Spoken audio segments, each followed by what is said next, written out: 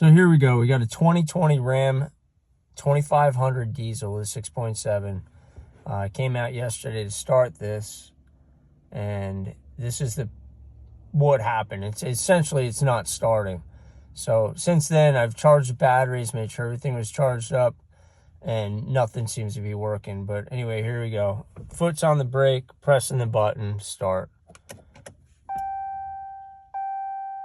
It's going through its diesel preheat.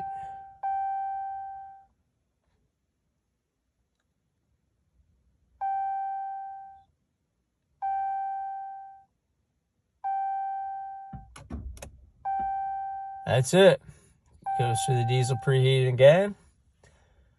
I don't know if, I don't recall whether the check engine light stays on during startup, normal startup or not. Anyway, it goes through its second process and then nothing. So I hit the button again, and it just does a quick click, and that's it.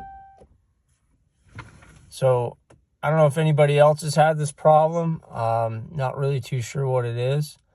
I do know leading up to it, I went on a road trip, and my mileage went from, it was at like 19-ish on the highway, and then it dropped down to about 16 on my last road trip. So, but this thing, you can see, it's not even 5,000 miles on this thing.